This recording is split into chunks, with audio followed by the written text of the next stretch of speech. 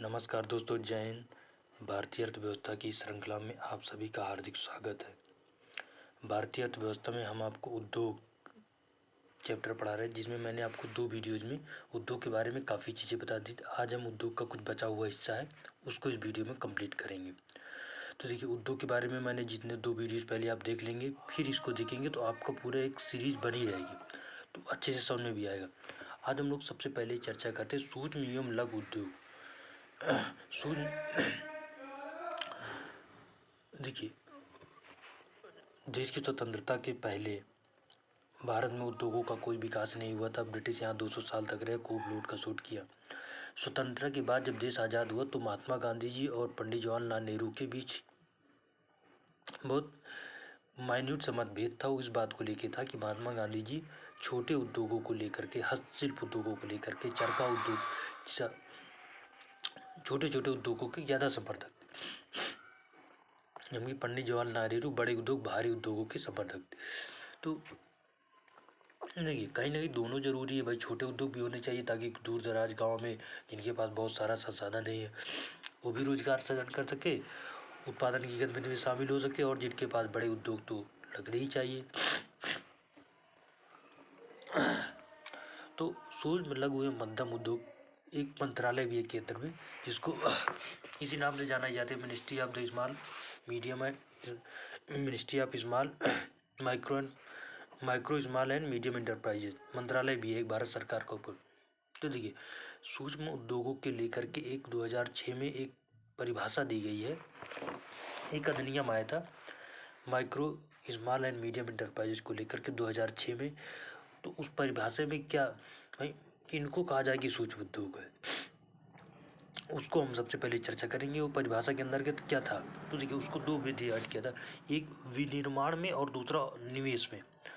विनिर्माण के अनुसार क्या क्या क्राइटेरिया होना चाहिए और निवेश के अनुसार। तो विनिर्माण के अनुसार अगर मान लीजिए सूक्ष्म की बात करते हैं तो 25 लाख तक का निवेश होना चाहिए उसमें, नंबर 1 सूक्ष्म के लिए। लघु के लिए ये 25 लाख 5 करोड़ तक का निवेश हो सकता है, और मध्यम के लिए 10 करोड़ तक का निवेश रख सकता है। ये थोड़ा पुराना है, नया भी आया है, नया बताता हूँ। सबसे पहले हम क्या करेंगे, अगर मान लीजिए हम 2006 के अनुसार, मान लीजिए पूछ ही ले आपसे, तो पूछेगा नहीं कि 2006 के अनुसार माइक्रो और स्मॉल एंड मीडियम इंटरप्राइजेज जो उद्योगों के संबंध में क्या क्राइटेरिया दिया गया। तो सबसे पहले उसको 2 भागों में बांटा गया, एक विनिर्माण और दूसरा निवेश। विनिर्माण के अनुसार सूक्ष्म 25 लाख तक, निवेश 25 लाख तक का, उसके बाद लघु 5 करोड़ तक का, और साथ में मध्यम जो था वो 10 करोड़ तक का। और जब निवेश की बात करेंगे इसी में, विनिर्माण और सेवा विनिर्माण में जो निवेश होगा वो 25 लाख तक का सूक्ष्म के लिए, लघु के लिए 5 करोड़ तक का, और मध्यम 1 करोड़ तक का, और मध्यम के लिए 5 करोड़ तक का। इसी के लिए जब हम सेवा उद्यम की बात, विनिर्माण और सेवा उद्यम, जब सेवा उद्यम की बात करेंगे तो यही 25 निवेश हो जाएगा 10 लाख तक का, निवेश लघु के लिए हो जाएगा 2 करोड़ तक का, और साथ में मध्यम के लिए हो जाएगा 5 करोड़ तक का। तो आप देख रहे हो कहीं ना विनिर्माण का ज़्यादा है और सेवा का उद्यम का कम है। ये देखिए पुरानी परिभाषा थी, अब ये ओल्ड एंड गोल्ड हो चुकी है, अब इसकी हमको ज़्यादा ज़रूरत नहीं है। अब हम जो चर्चा करेंगे 2020 में जब कोरोना के टाइम पे इसी को संशोधित किया गया था सूक्ष्म, क्योंकि देखिए कोरोना के टाइम पे क्या हुआ, लाखों लोगों का रोजगार चला गया, सूक्ष्म लघु एवं मध्यम उद्योगों की तो एकदम बर्बादी ही हो गई पूरे। तो इसके लिए सरकार ने 20 लाख करोड़ का पैकेज भी दिया था। तो उसके अनुसार सरकार ने परिभाषा को बदला है। अब सरकार ने वर्गीकरण किया है, विनिर्माण और सेवाओं दोनों को एक में कर दिया है, ठीक है। पहले विनिर्माण के लिए अलग क्राइटेरिया होता था, सेवा के लिए अलग क्राइटेरिया। अब क्या हो गया, अब इसको निवेश और टर्नओवर में डिवाइड कर दिया है। तो अगर मान लेते 1 करोड़ रुपए तक का निवेश और 5 करोड़ रुपए तक का टर्नओवर है तो इसको कहेंगे सूक्ष्म उद्योग, ठीक है। लघु उद्योग के लिए जो हो गया 10 करोड़ तक का हो गया निवेश, और विनिर्माण कारोबार जो हो गया 50 करोड़ तक का हो गया। और लघु की बात करेंगे तो ये 50 करोड़ तक का निवेश और 250 करोड़ तक का कारोबार होना चाहिए, टर्नओवर होना चाहिए।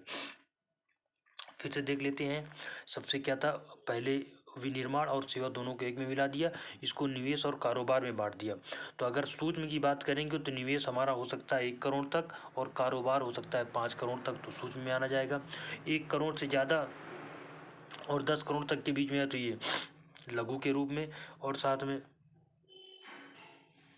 50 करोड़ का कारोबार है तो ये लघु माना जाएगा। उसके बाद मध्यम की चर्चा करें तो मध्यम 50 करोड़ तक का हमारा निवेश और 250 करोड़ तक का हमारा एक तरीके का कारोबार होना चाहिए। तो देखिए इसको याद करने का तरीका कैसे याद करना है, सूक्ष्म, लघु और मध्यम याद करना है। 1 करोड़, 5 करोड़ और 1 करोड़, 10 करोड़ और 50 करोड़, इस तरह याद कर लेना है। 1, 10 और 50, फिर उसको 5 से मल्टीप्लाई कर देना, तो 5 करोड़, उसके बाद 10 गुणे 50 करोड़ और 50 का इंटू 5 250 करोड़, तो निवेश और साथ में कारोबार दोनों निकल आएगा। तो इस तरीके से इसको याद करना है, नहीं तो ये भूल जाएगा।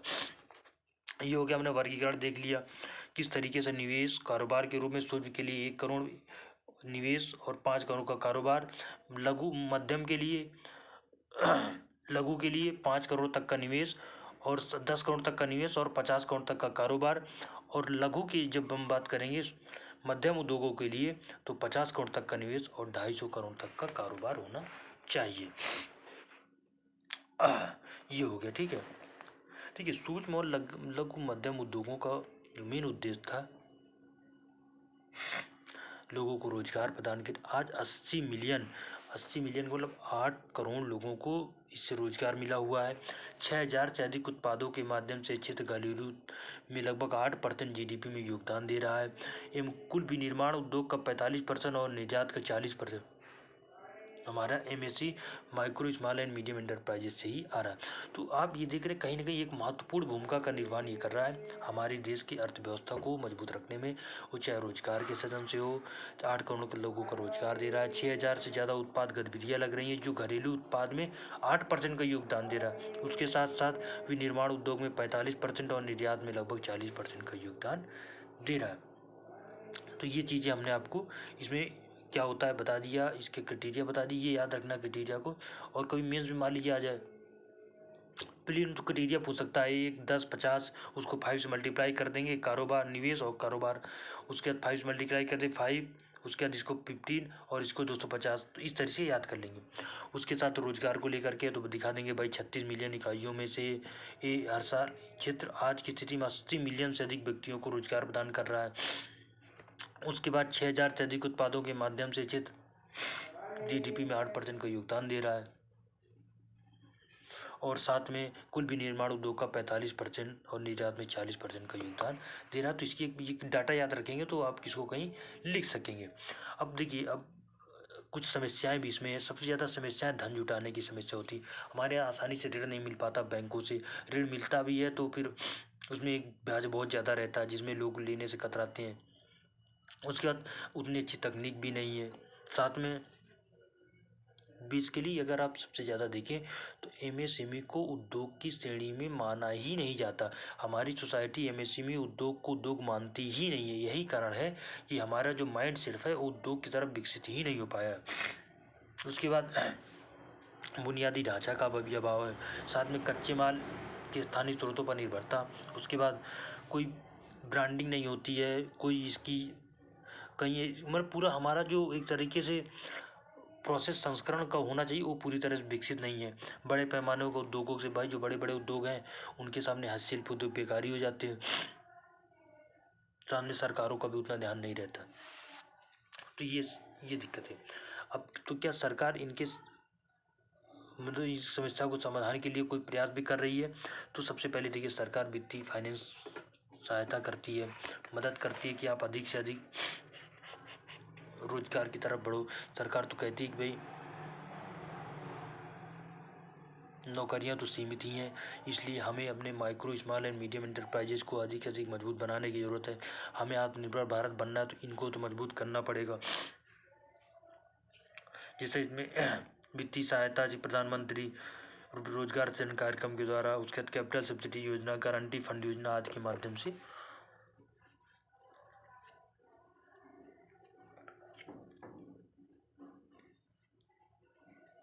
उसके अंदर राजकोषीय सहायता 25% कारपोरेटेड टैक्स कम वार्षिक दर से 400 करोड़ रुपए तक कारोबारी कंपनियों को विस्तारित किया गया, जो पहले 250 करोड़ था। नए और वृद्धिशील ऋण पर जीएसटी पंजीकृत एमएससी के लिए 2% ब्याज अनुदान भी दिया जा रहा है। उसके साथ साथ ब्याज अनुदान 350 करोड़ रुपए भी आवंटित किए गए हैं 2019-20 में। जीएसटी की छूट सीमा दोगुना करने के रुपए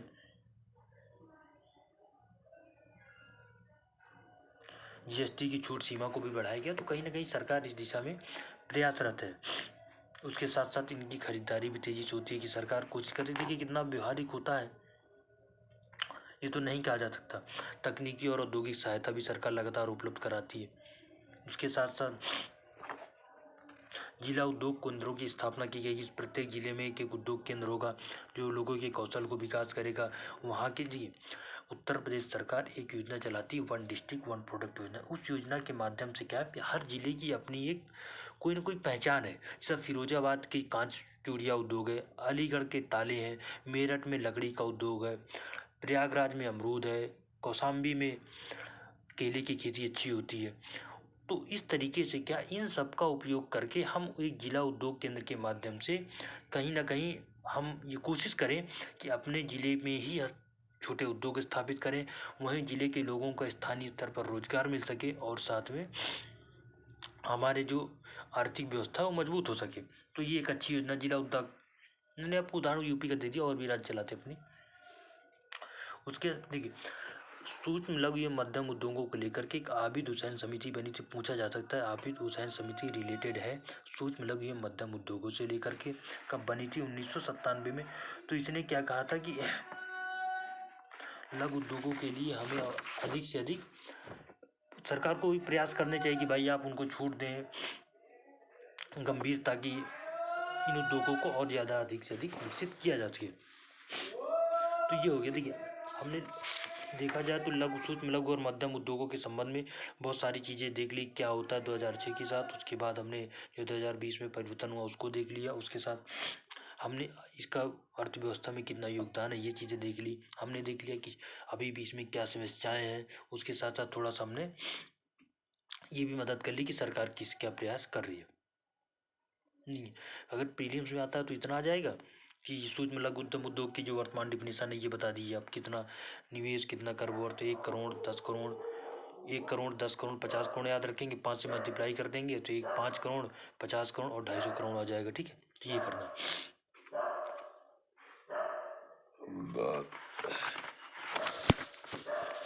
अब हम लोग थोड़ा सा चर्चा कर लेते हैं पूंजी निर्माण क्या होता है। अक्सर आप मैंने भी कई बार वीडियो में बोला पूंजी निर्माण कीजिए, पूंजी निर्माण बचत निवेश। तो पूंजी निर्माण को हम दो तरीके से समझेंगे। देखिए पूंजी का निर्माण का मतलब होता है जैसा एक तो होता है कि भौतिक पूंजी, ठीक है। भौतिक पूंजी का मतलब होता है मशीनरी हो गया, उपकरण हो गया, कारखाने आदि में वृद्धि की जाए ताकि हम अपने उत्पादन में, मान लीजिए आप हाथ से कपड़ा बुनना है, ठीक है, उसी को अगर हम मशीन लगा दे, कोई बड़ा उद्योग लगा दे, तो उस कपड़े के बुनने की जो कपड़ा बनने की जो दर है वो भी बढ़ जाएगी, उत्पादकता भी बढ़ जाएगी।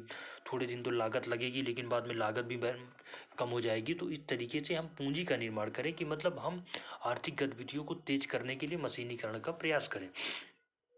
तो जो पंचवर्षीय योजना तो कृषि पर उद्योग की थी, लेकिन उसमें पूंजी निर्माण को लेकर एक परिभाषा दी गई थी, निवेश दर और वृद्धिशील पूंजी व उत्पादन अनुपात। अभी क्या होता है पूंजी उत्पादन अनुपात, मैं आपको लास्ट में बताऊंगा तो ज़्यादा सही होता है। इसके लिए चलिए बता दें वृद्धिशील पूंजी व उत्पादन अनुपात। एक बार पेपर में पूछा था कि what is the capital output ratio. ने ये पूछा था कि अगर मान लीजिए कोई पूंजी निर्माण होता है, नहीं होता किस देश में, तो उससे क्या अर्थ लगाया जाता है। तो उसका पूंजी उत्पाद अनुपात बहुत ज़्यादा होता है। पूंजी उत्पाद अनुपात का मतलब होता है इनपुट अपॉन आउटपुट। जैसा कि मान लेते हैं हमने क्या किया, हमारे देश में एक कंपनी लगी और एक अमेरिका की कंपनी, ठीक है। हम उसी कंपनी में क्या कर रहे हैं, उसी कुछ मशीनीकरण उद्योग से मान लीजिए हम बना रहे हैं, मान लेते हैं कि हमारे ब्रेड बना रहे हैं, मान लेते हैं, ठीक है। अब हम 1 किलो आटे से जो ब्रेड बना रहे हैं उधर देखते हैं कि 10 रोटियां बनती, मान लेते मत लेते। वहीं अमेरिका की अगर मशीन जो यूज किया जाता है उसी आटे से उतने से वो 15 रोटियां बना रहे हैं। इसका मतलब ये हो गया कि उसका आउटपुट ज़्यादा है। तो कैपिटल आउटपुट रेशियो होता है इनपुट अपॉन आउटपुट। जिसका आउटपुट ज़्यादा होगा उसका कैपिटल पूंजी उत्पाद अनुपात कम होगा, कैपिटल आउटपुट रेशियो कम होगा।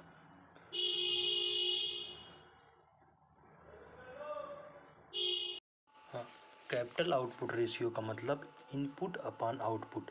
हम किसी भी चीज़ का कितना इनपुट देते हैं और उसके बदले हमारा कितना आउटपुट निकलता है, तो जितना भी ये कैपिटल आउटपुट रेशियो कम होगा उतना ही हमारे लिए बेहतर होगा। इसका मतलब है, देखिए इनपुट आपने डाला, एक केस मान लेते हैं इनपुट बहुत ज़्यादा डाला, ठीक है, मान लेते हैं कि इनपुट आपने 100 डाला और आपको आउटपुट मिला 10, तो 100/10, 100/10 का मतलब 10 आ गया, कैपिटल आउटपुट रेशियो 10 आ गया। अब इसको उल्टा देखिए, इनपुट आपने डाला 10, कैपिटल आउटपुट मिल गया आपको 100, इसका मतलब क्या हो गया 1/10।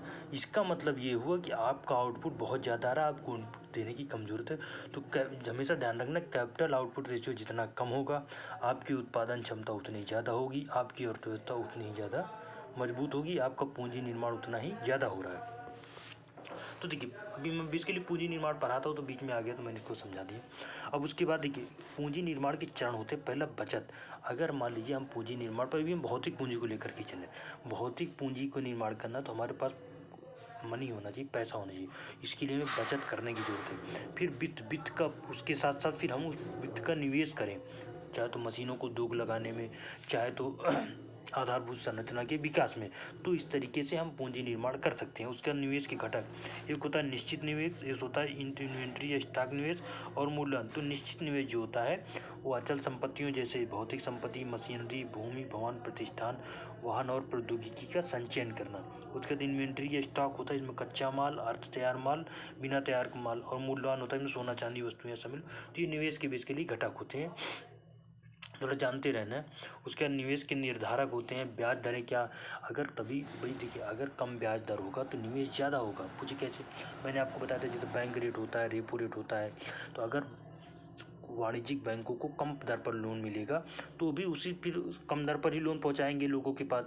इससे क्या होगा कि निवेश ज़्यादा होगा। तो ब्याज दर और निवेश का एक तरीके से रेसिप्रोकल रिलेशन होता है, व्युत्क्रमानुपाती। अगर ब्याज दर कम होगी तो निवेश जो है वो ज़्यादा होगा, ठीक है। तो इसीलिए सरकार कोशिश ये करती है बैंक को कि कम से कम रखा जाए। लेकिन कई बार जैसा अभी 2-3 दिन पहले जब रिजर्व बैंक ने कहा कि हम 6.5 से रेपो रेट को कम नहीं कर सकते, तो उनकी अपनी स्थिति होती है भाई, वो महंगाई को देखते हैं, कई चीज़ें देखते हैं। तो ब्याज ये भी ध्यान रखना कि ब्याज दर कम रहेगी तो निवेश ज़्यादा होता है। मान लीजिए लाइन ही आ जाए कि ब्याज दर जो है निवेश के साथ सीधा संबंध रखी, नहीं, विपरीत संबंध होता है। अगर निवेश ज़्यादा होगा तो ब्याज दर कम होगी, ब्याज दर कम होगी तो निवेश ज़्यादा होगी, ठीक है। उसके बाद निवेश पर वापसी, एक्सपेंडिचर रिटर्न ऑन दी। तो व्यवसायों को अपनी लागत को कवर करने के लिए अपने निवेश पर वापसी की आवश्यकता होती है। संपूर्ण अर्थव्यवस्था के संदर्भ में व्यावसायिक लाभ की मात्रा निवेश की संभावना का एक अच्छा संकेत है। कि मतलब अगर मान लीजिए जितना अभी व्यावसायिक लाभ हो रहा है उसकी मात्रा से निवेश की संभावना को अच्छा संकेतक माना जाता है। उसके बाद बचत, घरेलू और कॉर्पोरेट बचत वित्तीय क्षेत्र में धन का प्रवाह करते हैं, जिसका अर्थ है धन निवेश के लिए उपलब्ध है। कि मतलब हमारा कितना अधिक धन जो है निवेश के लिए उपलब्ध है। उसके बाद सरकार की पॉलिसीज क्या है कि सरकार की पॉलिसीज अगर निवेश की सकारात्मक होंगी तो अधिक से अधिक निवेश होगा, लेकिन अगर नकारात्मक निवेश के खिलाफ होंगी तो निवेश इतना अच्छा नहीं होगा। अब देखिए जो मैंने पूंजी निर्माण आपको बताया ना, मैंने भौतिक पूंजी, अब थोड़ा मानव पूंजी। भौतिक पूंजी में तो बता ही दिया आपको किसमें, जैसे मशीनरी हो गया, सीधे उत्पाद प्रक्रिया को जो प्रभावित करते हैं। अब हम बात करते हैं मानव पूंजी की। मानव पूंजी का तात्पर्य होता है, मैंने आपको बताया था कि जो पाकिस्तानी अर्थशास्त्री थे महबूब उल हक, उन्होंने एक इंडेक्स बनाया, ह्यूमन डेवलपमेंट इंडेक्स। उसके अंतर्गत क्या था कि हम मानव को पूंजी के रूप में कन्वर्ट करें। इसके लिए हमें अपनी स्वास्थ्य सेवाओं को बनाने की ज़रूरत है, इसके लिए हमें अपनी शिक्षा व्यवस्था को ज़रूरत है, इसके लिए हमें अपने कौशल विकास केंद्रों को विकसित करने की ज़रूरत है, ताकि किसी भी मान लीजिए कोई व्यक्ति है, अब वो उतना शिक्षित है लेकिन उसको कौशल विकास कर दिया जाए तो रोजगार, शिक्षित, शिक्षा, कौशल विकास और स्वास्थ्य, ये 3 चीज़ें बहुत जरूरी है। अगर हम मानव को मानव पूंजी में परिवर्तित करना चाहते हैं तो इससे क्या होगा कि कहीं ना कहीं उत्पादकता में वृद्धि होगी। जी हो गया। एक होता है औद्योगिक उत्पादन सूचकांक। पहली बात औद्योगिक उत्पादन, ये तो मैंने आपको बता दिया। औद्योगिक उत्पादन सूचकांक जो होता है, पहली बात ये जाना किसके द्वारा जारी किया जाता है और प्रकाशित एक सूचकांक होता है। ये अक्सर प्लेन में आ जाता है, किसके प्लेनर्स में ही आ जाएगा। भारतीय औद्योगिक जो उत्पादन सूचकांक है, Indian standard industrial and producing index किसके द्वारा जारी किया जाता है, तो ये CSO, केंद्रीय सांख्यिकी संगठन, केंद्रीय सेंट्रल और स्टैटिस्टिकल ऑर्गेनाइजेशन के द्वारा मासिक रूप से तैयार किया जाता है और साथ में प्रकाशित किया जाता है। ये बात याद रखना है। ये एक चुनी हुई अवधि में की तुलना में निश्चित अवधि औद्योगिक उत्पादों की टोकरी के उत्पादन की मात्रा में अल्पकालिक परिवर्तनों का विश्लेषण करता है। ये क्या करता है कि बहुत सारे उद्योगों का एक टोकरी में रखने के अनुसार से सभी का सूचकांक की गणना करता है। ये एक चुनी हुई आधार वर्ष की तुलना में एक निश्चित अवधि में औद्योगिक उत्पादों की एक टोकरी के उत्पादन की मात्रा के अल्पकालिक परिवर्तनों को विश्लेषण मात्र की करता है। मतलब एक आधार वर्ष तय कर लेगा, उसी आधार पे हमारा कितना जो है इंडस्ट्रियल उत्पाद बढ़ा घटा इसकी गणना करता है CSO, किसके द्वारा? औद्योगिक उत्पादन सूचकांक के द्वारा। तो देखिए औद्योगिक उत्पादन सूचकांक को हम 8 कोर उद्योगों के द्वारा करते हैं। कैसे? सबसे पहले तो 8 कोर उद्योग होते कौन? ये एक बार पेपर में 2015 में आया था, क्या होते हैं? सबसे पहले आए थे 8 कोर उद्योग थे। बिजली, मैंने कल इसको साथ बता दो, बिजली, कच्चा तेल, सीमेंट, स्टील, रिफाइनरी, उर्वरक, प्राकृतिक गैस और साथ में कोयला। 8 कोर उद्योग के याद रखना है कौन कौन से थे? कोयला होता है, कच्चा तेल होता है, 2 के याद रखना है, प्राकृतिक गैस रिफाइनरी हो गया, 2 गैसों को याद रखना है, 4 उर्वरक हो गया, 5 स्टील हो गया, 6 सीमेंट हो गया, 7 और बिजली हो गया 8। सबसे पहले कोयला हो गया, कच्चा तेल हो गया नंबर 1, प्राकृतिक गैस हो गया, उसके बाद रिफाइनरी उत्पाद हो गया नंबर 4, प्राकृतिक गैस नंबर 3, रिफाइनरी उत्पाद नंबर 4, उसके बाद फिर उर्वरक number 5, steel number 6, cement number 7, कोयला बिजली हो गए नंबर 8। तो फिर से एक बार बोलते देखिए, मुझे याद है कि नहीं? पहले नंबर पे आ जाएगा पहले नंबर पे आ जाएगा कोयला, दूसरे पे आ जाएगा कच्चा तेल, तीसरे नंबर पे आ जाएगा प्राकृतिक गैस, चौथे नंबर पे आ जाएगा आपका बिजली, नंबर 5 पे आ जाएगा सीमेंट, नंबर 6 पे आ जाएगा उर्वरक, नंबर 7 पे आ जाएगा आपका रिफाइनरी उत्पाद और नंबर 8 पे आ जाएगा स्टील। फिर से बोलते हैं, पहले नंबर पे आ जाएगा आपका कच्चा तेल नंबर 1, नंबर 2 पर कोयला, नंबर 3 पर रासायनिक उत्पाद, नंबर 4 पर प्राकृतिक गैस, नंबर 5 पर उर्वरक, नंबर 6 पर बिजली, नंबर 7 पर सीमेंट और नंबर 8 पर स्टील। फिर से बोलते जब तक 8 ही नहीं जाते। एक बार तो आपको भी याद है मुझे, नंबर 1 पर कच्चा तेल, नंबर 2 पर कोयला, नंबर 3 पर रिफाइनरी, नंबर 4 पर प्राकृतिक गैस, नंबर 5 पर स्टील, नंबर 6 पर बिजली, नंबर 7 पर उर्वरक और नंबर 8 पर सीमेंट। ये हो गया, ठीक है। इनमें जो होता है ये टोटल जो होते हैं IIP में जो औद्योगिक उत्पादन सूचकांक में जो वस्तुएं शामिल की जाती है उनका 40% अकेले ये होता है। अब इनको थोड़ा हम परसेंटेज की याद से देख लेते हैं। ये 40% में इनका कितना योगदान, एक बार यूपीएससी में आया भी था ये कि किसका कितना योगदान है। तो सबसे पहले 28% रिफाइनरी उत्पाद का होता है नंबर 1, नंबर 2 पर बिजली का 19.8% होता है, नंबर 3 पर इस्पात का होता है 17%, 7.92%, नंबर 4 पे होता है कोयला 10.33%, नंबर 5 पर कच्चा तेल होता है 8.89%, नंबर 6 पर प्राकृतिक गैस होता है 6.88% और नंबर 7 पर सीमेंट 5.34% और उर्वरक होता है नंबर 8 पर 2.63%। तो इसको हम ऐसे याद कर लेते हैं, सबसे अच्छा है। सबसे पहले याद करें रिफाइनरी उत्पाद नंबर 1 पर, तो पता ही रहेगा कि सबसे ज़्यादा औद्योगिक उत्पादन सूचकांक में सबसे ज़्यादा रिफाइनरी उत्पाद का है, नंबर 2 पर बिजली का है, नंबर 3 पर इस्पात का है, नंबर 4 पर कोयला का है, नंबर 5 पर कच्चा तेल का है, नंबर 6 पर प्राकृतिक गैस है, नंबर 7 पर सीमेंट है और नंबर 8 पर उर्वरक है। तो एक बार इसे दे दिया था लगाने के लिए, दे सकता है। ये हो गया ये, ठीक है। अब उद्योगों के वार्षिक सर्वेक्षण के बारे में चर्चा करें तो उद्योगों का वार्षिक सर्वेक्षण भारत के औद्योगिक आंकड़ों की प्राथमिक स्रोत है जो देश के पंजीकृत विनिर्माण क्षेत्र के प्रमुख पहलुओं पर डेटा प्रदान करते हैं। इसके साथ साथ सांख्यिकी कार्यालय उद्योग विंग द्वारा तैयार मुख्य सर्वेक्षण केंद्रीय सांख्यिकी कार्यालय सांख्यिकी और कार्यक्रम उत्पादन मंत्रालय द्वारा अखिल भारतीय औद्योगिक उत्पादन के 2004-5 से बदलकर, हाँ ये देख लो जो हमारा वार्षिक सर्वेक्षण हो रहा है वो 2005 IIP जो तैयार किया जाता है 2004-5 के आधार पर नहीं तैयार किया जाता, तो 2011-12 को आधार वर्ष बना लेगा और वर्तमान को देख लेगा तो हमें ये पता चला है कि हमारा औद्योगिक सूचकांक कितना है कितना कम है। इससे पता इस तरह महंगाई भी इन्फ्लेशन भी ऐसे निकाला जाए। ये हो गया। तो इसमें देखिए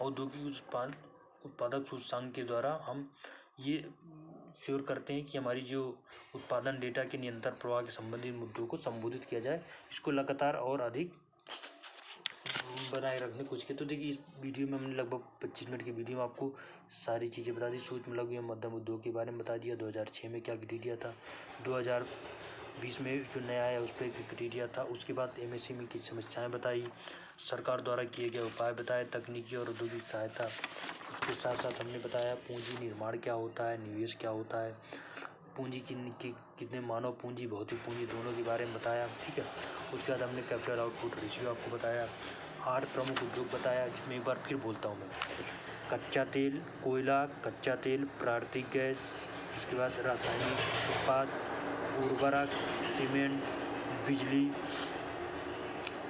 और 7 हो गए। और 8वां जो है हमारा